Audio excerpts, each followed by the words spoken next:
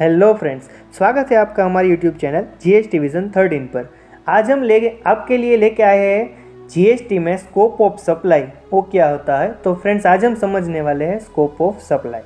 तो आइए शुरू करते हैं स्कोप ऑफ सप्लाई। हम ये जो है डेफिनेशन जो आज हम अंडरस्टैंड करेंगे वो बेसिकली 3 पार्ट में डिवाइडेड होगी। फर्स्ट पार्ट जो होगा वो यहाँ पे हम स्टार्ट कर रहे हैं। For the purpose of this act expression supply includes. अगर हम बात की जाए सप्लाई की, तो यहाँ पे अगर कोई भी गुड्स या फिर सर्विसेज जो कोई भी दोनों में से मैं कंसीडरेशन के लिए और मेरे बिजनेस के लिए, मीन्स वो मेरा बिजनेस ट्रांजैक्शन होना चाहिए जिसका मैं बिजनेस कर रहा हूँ, तो वो एक जो है वो मेरा सप्लाई गिना जाएगा। चाहे फिर वो सेल हो या फिर ट्रांसफ़र कोई भी हो या फिर बार्टर हो या एक्सचेंज, लाइसेंस, रेंटल, लीज और डिस्पोजल, किसी भी तरह से मैं अपना गुड्स या सर्विसेज कुछ भी कर रहा हूँ तो वो सप्लाई में गिनी जाएगी। फ्रेंड्स, दूसरी बात, अगर मैं कोई सर्विसेज इंपोर्ट कर रहा हूँ फॉर कंसिडरेशन मनी के लिए या फिर कोई दूसरे मीडियम से कुछ कंसिडरेशन मुझे मिल रहा है या फिर पे कर रहा हूँ, वेदर और नॉट इन कोर्स और फर्दरेंस ऑफ बिजनेस, चाहे वो मेरे बिजनेस के रिलेटेड हो या ना हो, मीन्स मेरा पर्सनल ट्रांजैक्शन भी हो सकता है या फिर बिजनेस ट्रांजैक्शन भी हो सकता है, उसमें मुझे कंसिडरेशन एक मस्ट होनी चाहिए। कंसिडरेशन उसमें एलिमेंट उसका होना चाहिए। वो मैं सपोज मान लीजिए एक एग्जांपल के द्वारा हम इसे समझेंगे। मैं अपना पर्सनल जो भी कुछ कंस्ट्रक्शन के लिए मेरा पर्सनल, चलो मान लीजिए कि मैंने एक हाउस कंस्ट्रक्ट करना है, तो उसके लिए मैं कोई इंटीरियर डिज़ाइनर जो बेस्ट है अब्रॉड से उसकी सर्विस अवेल करता हूँ, इंपोर्ट करता हूँ इंडिया में, तो ये सर्विसेज जो है उसके लिए मुझे पे करना पड़ेगा और उस सर्विसेज का मेरा बिजनेस से कुछ लेना देना नहीं है, तो फिर भी ये सर्विस जो है वो सप्लाई गिनी जाएगी। तो ये फ्रेंड्स हमने देख लिया पॉइंट नंबर बी। अभी देखते हैं पॉइंट नंबर सी, जो बात कर रहा है फ्रेंड्स विदाउट कंसिडरेशन जो भी ट्रांजैक्शन हो गए उससे कैसे सप्लाई माना जाएगा, डीम्ड सप्लाई माना जाएगा जीएसटी में। ऊपर के दोनों हमने जो देखे फ्रेंड्स, उसमें एक कंडीशन मस्ट थी कि कंसिडरेशन होनी चाहिए। अगर आप देखें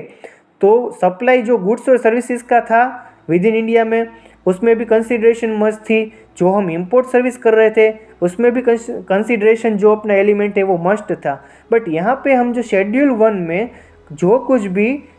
अपना सप्लाई एक्टिविटी जो भी कुछ करेंगे, डिक्लेयर करेंगे आगे, वो सब विदाउट कंसिडरेशन होगा तो भी उसे सप्लाई मान लिया जाएगा जीएसटी के तहत। तो आइए देखते हो कौन कौन सी चीज़ें हैं। तो यहाँ पे हम आ गए शेड्यूल 1 में, activities to be treated as supply even if it made without the consideration. उसमें अगर कंसिडरेशन नहीं है फिर भी उसे सप्लाई मान लिया जाएगा। जैसे कि फर्स्ट आ गया, अभी अगर कोई हम परमानेंट ट्रांसफ़र करते हैं, बिजनेस की कोई एसेट है जिसकी आईटीसी हमने अवेल कर ली है, मान लीजिए मेरा कोई मशीन है, मेरे प्लांट मशीनरी जो भी है मेरी फैक्ट्री में, वो मशीनरी में डिस्पोज ऑफ कर रहा हूँ या फिर सेल कर रहा हूँ थोड़े टाइम यूज़ करने के बाद, तो उसे सप्लाई मान लिया जाएगा इस शेड्यूल 1 के तहत। दूसरा जो आ रहा है वो सप्लाई ऑफ गुड्स और सर्विसेज और बोथ बिटवीन रिलेटेड पर्सन और between distinct person as specified in section 25। तो फ्रेंड्स, यहाँ हम बेसिकली देखें तो सेक्शन 25 के अंदर जो कुछ भी मेंशन किया गया है कि मान लीजिए अभी एग्जांपल से हम समझते हैं कि 2 सिस्टर कंसर्न मेरी है, एक अहमदाबाद में है और दूसरी सिस्टर कंसर्न जो मेरी है वो दिल्ली में है। तो ये दोनों जो है वो सेक्शन 25 के तहत दोनों को डिफरेंट मान लिया जाएगा। और सपोज मान लीजिए मेरे एक ही स्टेट में 2 अलग अलग बिजनेस है और दोनों के जीएसटी नंबर जो है वो अलग अलग है, तो वो दो जो मेरी ब्रांच है, एक ही स्टेट में मेरी 2 ब्रांच है, उस दोनों का जीएसटी नंबर मेरा है मेरे पास, तो उन्हें जो है डिस्टिंक्ट पर्सन मान लिया जाएगा। तो यहाँ पे जो भी डिस्टिंक्ट पर्सन और रिलेटेड पर्सन के बीच में जो कुछ भी ट्रांजेक्शन्स होंगे बिजनेस के फ्रेंड्स, चाहे वो गुड्स के हो चाहे वो सर्विसेज के हो, तो उसे हम सप्लाई मान लेंगे यहाँ पे शेड्यूल 1 के तहत। यहाँ पे एक खास देखने वाली बात ये है फ्रेंड्स, एक और चीज़ है कि जब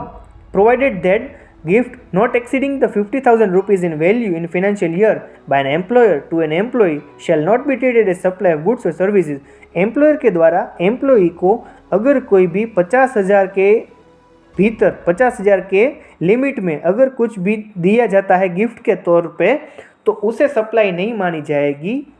उस फाइनेंशियल ईयर के लिए। चलिए अभी मान लेते हैं कि एक फाइनेंशियल ईयर में एम्प्लॉयर ने अपने एम्प्लॉय को 49,000 का कुछ भी गिफ्ट दी, चाहे वो कोई चीज़ हो, गुड्स हो या फिर कोई कैश में कुछ भी दिया हो, तो भी उस गिफ्ट को सप्लाई नहीं गिनी जाएगी। बट फ्रेंड्स सेम इसी एग्जांपल में अगर अपना जो एम्प्लॉयर है वो एम्प्लॉय को 51,000 के करीबन कुछ गिफ्ट देता है, तो वो गुड्स या फिर सर्विसेज जो कुछ गिफ्ट देता है एम्प्लॉय को, तो वो गिफ्ट सप्लाई की डेफिनेशन में कवर होंगी ये शेड्यूल 1 के अंडर, तो उसे भी सप्लाई मान लिया जाएगा। Third friend, supply of goods by principal to his agent where agent undertakes to supply such goods on behalf of principal. अगर कोई एजेंट है वो प्रिंसिपल के बिहाफ पे गुड्स सप्लाई करता है तो प्रिंसिपल जब एजेंट को गुड्स भेजेंगे उसे भी सप्लाई मान लिया जाएगा। और सेम वे जो एजेंट है वो प्रिंसिपल को रिटर्न बैक अगर कुछ गुड्स करेगा, ट्रांसफ़र करेगा, तो उसे भी सप्लाई मान लिया जाएगा। मीन्स दोनों तरफ से जो कुछ भी गुड्स की ट्रांसफ़र होगी उसे सप्लाई मान लिया जाएगा। उसके बाद अभी हम देखते हैं आगे, import of services by a person from related person और from any of his other establishment outside India in course और फर्दरेंस ऑफ बिजनेस। फ्रेंड्स यहाँ पे एक और चीज़ है, अगर हम अपनी सर्विसेज इंपोर्ट करते हैं किसी अब्रॉड में अपनी रिलेटेड फर्म से, मान लीजिए हमारी कोई एक ब्रांच है वो इंडिया में है, वो दूसरी ब्रांच अब्रॉड है अमेरिका में, सपोज मान लीजिए यूएसए से हम जो अपनी ब्रांच से कुछ भी सर्विसेज लेते हैं तो उसे सप्लाई मान लिया जाएगा अगर वो चीज़ वो सर्विसेज इन कोर्स और फर्दरेंस ऑफ बिजनेस, मीन्स मेरे बिजनेस के लिए होनी चाहिए, तो उसे हम सप्लाई के डेफिनेशन में गिनेंगे और उसे सप्लाई गिनी जाएगी। आगे हम देखें तो यहाँ पे फ्रेंड्स एक सेक्शन 1A इंसर्ट की गई है जो हमें कहती है कि वेयर सर्टेन एक्टिविटीज और transaction constitute a supply in accordance with provision of subsection 1 that shall be treated either as supply of goods और supply of services refer to in schedule 2। मतलब कि शेड्यूल 2 में जो कुछ भी एक्टिविटीज़ और transaction mention किए जा रहे हैं उसे भी सप्लाई मान ली जाएगी फ्रेंड्स। तो यहाँ पे हम देखते हैं शेड्यूल 2, जहाँ पे हम देखते हैं फर्स्ट ट्रांसफ़र जो भी है, any transfer of good title in goods is a supply of goods. अगर मैं किसी गुड्स का ओनरशिप टाइटल ट्रांसफ़र कर रहा हूँ तो उसे ट्रांसफ़र मान लिया जाएगा और उस एक्टिविटी को भी सप्लाई गिना जाएगा। Transfer of right in goods, किसी को मैं यूज़ करने के लिए देता हूँ तो उसे भी सप्लाई ऑफ सर्विसेज मान लिया जाएगा और वो भी सप्लाई गिनी जाएगी। Any transfer of title in goods under agreement which stipulate that property of the goods shall pass at future date upon payment of full consideration, means title जो ownership होगी वो फ्यूचर में लास्ट इंस्टॉलमेंट जब वो पे करेगा सामने वाला तब ट्रांसफ़र होगा गुड्स। ऐसी कुछ कंडीशन पे हम गुड्स ट्रांसफ़र कर रहे हैं इंस्टॉलमेंट में तो उसे भी सप्लाई गिनी जाएगी। और सेकंड, ये फर्स्ट पॉइंट हमने ट्रांसफ़र का कंप्लीट कर लिया। उसके बाद अगर कोई लैंड एंड बिल्डिंग हम lease, tenancy, easement, licence to occupy land अगर हम करते हैं रेंट एग्रीमेंट के द्वारा किसी भी मीडियम से हम ट्रांसफ़र करते हैं लैंड तो उसे सप्लाई ऑफ सर्विसेज मान लिया जाएगा। और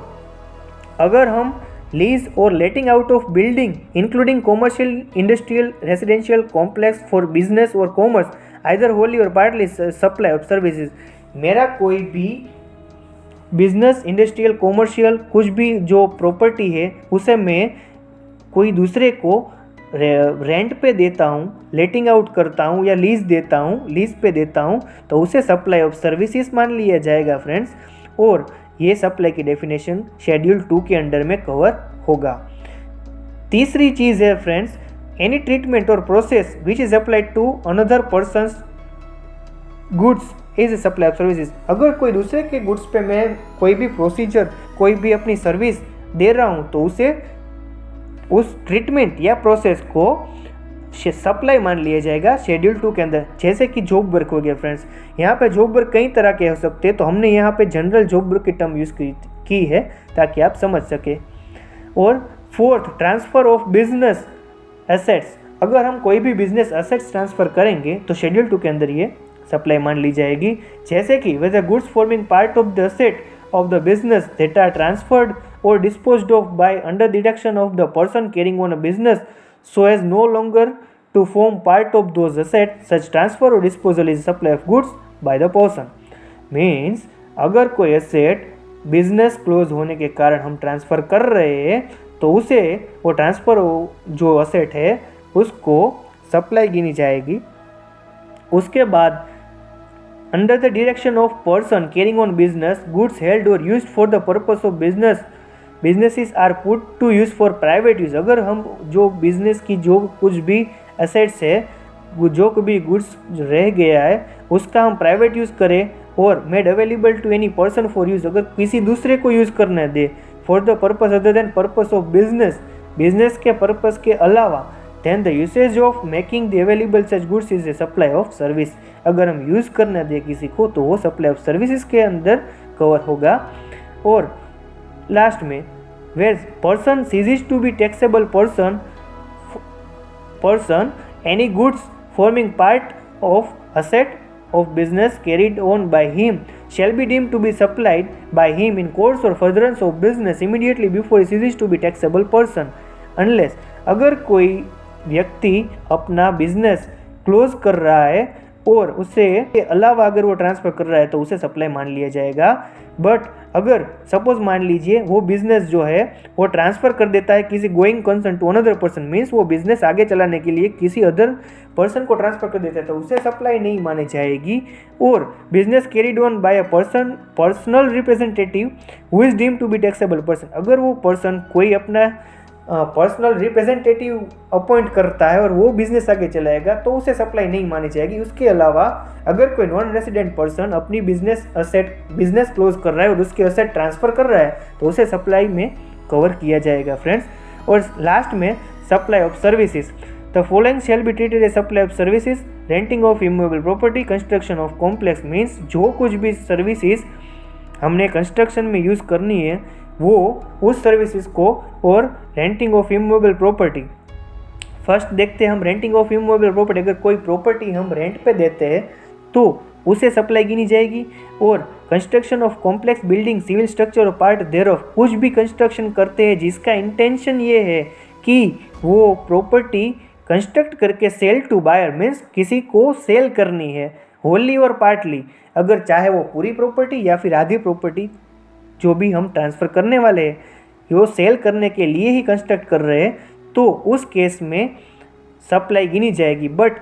उसका एक एक्सेप्शन है कि अगर प्रॉपर्टी कंस्ट्रक्शन सर्टिफिकेट जो अपना आ गया, प्रॉपर्टी कंस्ट्रक्ट करे उसका कंस्ट्रक्शन कंप्लीशन सर्टिफिकेट आ गया, उसके बाद हम ट्रांसफ़र करते हैं, या फिर जो भी प्रॉपर्टी का ऑक्यूपेशन है वो दोनों में से जो पहले हो, कंप्लीशन सर्टिफिकेट आए या फिर फर्स्ट ऑक्यूपेशन अपना आए, वो दोनों में से जो भी फर्स्ट हो, तब एक एक्सेप्शन ये दिखा रहा है जीएसटी कि तब हमें उस ट्रांजैक्शन या उस ट्रांजैक्शन को सप्लाई नहीं गिनना है और वो सप्लाई की डेफिनेशन से बाहर होगी, तो उसके लिए ये एक एक्सेप्शन दिया गया है। लास्ट में एक कंपोजिशन सप्लाई जो है, following supply shall be treated as a supply of services, works contract defined under section 119 of section 2 and supply by way of as a part of any service in any other manner whatsoever of goods being food or any other article for human consumption or a drink other than alcoholic liquor for human consumption, where such supply or service is for cash, deferred payment or any other valuable service। means basically एक composition supply जो है उसे supply में गिना जाएगा। और last में supply of goods जो भी रहता है, following shall be treated as supply of goods, namely supply of goods by unincorporated association or a body of person to member thereof for cash, deferred payment or other valuable consideration। in short, अगर कोई unincorporated association है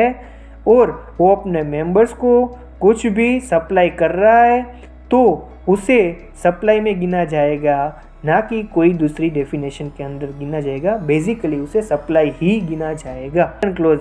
notwithstanding anything contain in the sub rule 1, हमने जो ये ऊपर सब rule 1 देखा उसमें जो थी डेफिनेशन वगैरह उसे ध्यान में नहीं लेना, उसके अलावा एक्टिविटीज़ और ट्रांजेक्शन स्पेसिफाइड इन शेड्यूल 3 और बी सच एक्टिविटी और transaction are taken by the central government और state government or any local authority which they are engaged in a public authority as may be notified by the government on recommendation of the council shall be treated neither as supply of goods or neither as basically ये friends ये बात कर रहा है कि schedule 3 के अंदर जो कुछ भी एक्टिविटीज़ और जो कुछ भी मेंशन किया गया है उसे सप्लाई नहीं गिना जाएगा। और एक और एक्सेप्शन दिया गया यहाँ कि जो भी एक्टिविटीज़ और transaction central government, state government, local authority, public interest और पब्लिक अथॉरिटी के तहत जो कुछ भी एक्ट करेंगे, जो कुछ भी एक्टिविटी करेंगे उसे सप्लाई नहीं गिना जाएगा। ऊपर की सेक्शन में हमने जो भी बात की वो ये दो चीज़ों पर अप्लाई नहीं होगा, शेड्यूल 3 की आइटम पर और गवर्नमेंट ये जो भी कुछ भी पब्लिक अथॉरिटी के तहत जो कुछ भी सर्विसेज सप्लाई ऑफ गुड्स या सप्लाई ऑफ सर्विसेज कर रही है उस पे जीएसटी और सप्लाई मीन्स गवर्नमेंट सप्लाई की डेफिनेशन में नहीं फॉलो होगी। लास्ट में subject to provision of sub section 1(1)(a) and 2 the government may on recommendation of the council specify on the notification the transaction that are to be treated as supply of goods and not a supply of service and से और be a supply of service and not a supply. Basically friends ये जो तीसरी section अपनी है ये सिर्फ इतना ही बात कर रही है, गवर्नमेंट जब चाहे तब ये डिक्लेयर कर सकती है कि कोई भी चीज़ सप्लाई ऑफ गुड्स गिनी जाएगी ना कि सप्लाई ऑफ सर्विस, या फिर कोई भी चीज़ सप्लाई ऑफ सर्विस गिनी जाएगी ना कि सप्लाई ऑफ गुड्स। तो फ्रेंड्स ये दोनों कॉन्ट्राडिक्ट हो गए हैं। तो ये यहाँ पे हम ये समझ सकते हैं कि गवर्नमेंट इन शॉर्ट जब चाहे तक किसी भी चीज़ को कह सकती है ये सिर्फ सप्लाई ऑफ गुड्स है, सर्विस नहीं है, या फिर ये कह सकती है सप्लाई ऑफ सर्विस है, ये सप्लाई ऑफ गुड्स नहीं गिना जाएगा। तो उसका डिस्क्रिएशन पावर जो है वो गवर्नमेंट के पास रहेगा। तो फ्रेंड्स ये आज हमने देखा supply of service. Thank you very much. अगर आपको हमारा ये वीडियो पसंद आया तो इसे ज़्यादा से ज़्यादा लाइक कीजिए, ज़्यादा से ज़्यादा शेयर कीजिए और हमारे चैनल को आज ही सब्सक्राइब कर लीजिए।